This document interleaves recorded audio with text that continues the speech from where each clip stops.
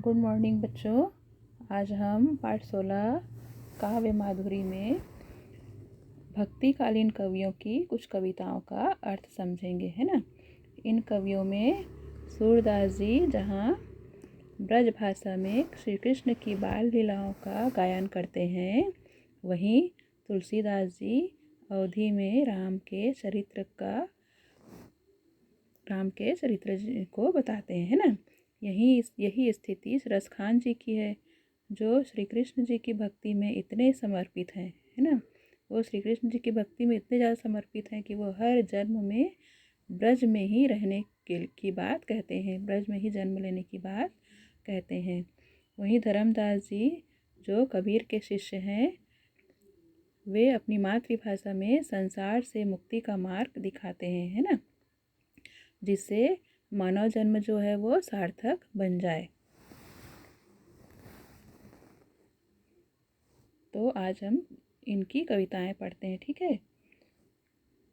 गोपियों के द्वारा जब श्री कृष्ण जी की माखन चुराकर खाने की शिकायत करने पर जब माता यशोदा कान्हा को डांटती है ना, श्री कृष्ण जी को जब डांटती है माता यशोदा, तब कान्हा जो है अपनी भोली भाली बातों से कैसे माता यशोदा को खुश करते हैं, आओ सूरदास जी की कविताओं के माध्यम से हम इसे समझते हैं, है ना।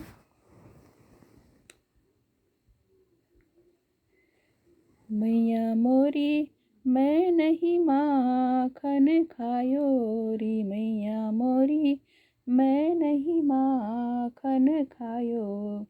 माता यशोदा के शिकायत करने पर, माखन चुराकर खाते हो, ये शिकायत करने पर कान्हा कहते हैं मैया मोरी मैं नहीं माखन का, माता मैया मैंने माखन नहीं खाया है।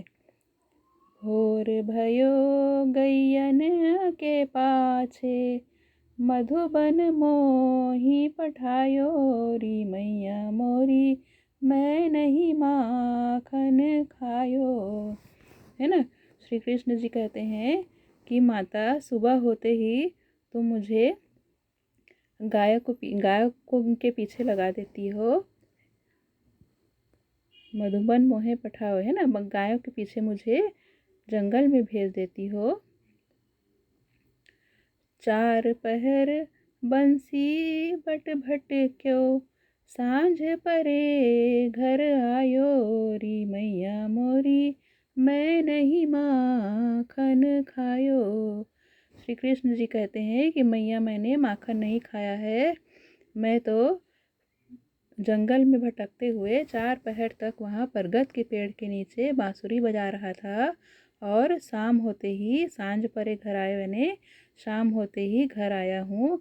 मैं तो दिन भर घर में था ही नहीं, तो मैं माखन कैसे खा सकता हूँ। मैं बालक बहियन को छोटो, छीको के ही विधि पायो री, मैया मोरी मैं नहीं माखन खायो, है ना। श्री कृष्ण जी कहते हैं मेरे हाथ तो इतने छोटे हैं, है ना, मैं बालक बहियन को छोटो, है ना, मेरे हाथ तो इतने छोटे हैं कि छीको के ही विधि पायो, जो छीके टंगे हुए हैं ऊपर, वहाँ तक तो मेरे हाथ पहुँच ही नहीं पाते हैं, तो मैं भला कैसे माखन चुरा कर खा सकता हूँ।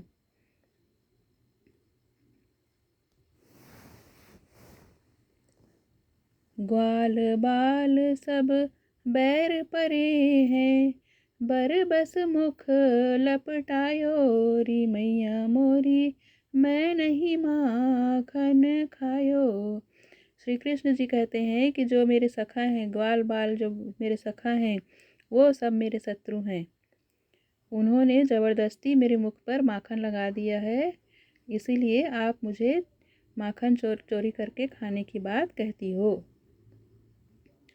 तू जननी मन की अति भोरी, इनके कहे पति आयो री, मैया मोरी मैं नहीं माखन खायो।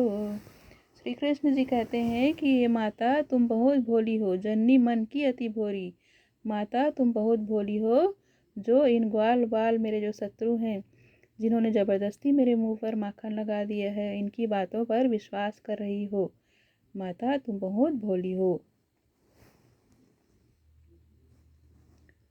जिय तेरे कछु भेद उपजी है, जानी परायो जायो जी मैया मोरी, मैं नहीं माखन खायो। तुम्हारे मन में मेरे खिलाफ बहुत सी बातें भर दी हैं। ये जो बैरी है, जो शत्रु है, मेरे मित्र सखा, उन्होंने मेरे खिलाफ तुम्हारे मन में बहुत सी बातें भर दी हैं और तुम मुझ पर शंका कर रही हो। तुम मुझ पर शंका कर रही हो और तुम मुझे पराया समझती हो, है ना। कृष्ण भगवान अब माता को बहलाने के लिए कैसी बातें करते हैं देखो। कृष्ण जी कहते हैं कि तुम मुझे पराया समझती हो और मेरे जो दुश्मन हैं, मेरे जो बैरी हैं, उनकी बातों पर विश्वास करती हो।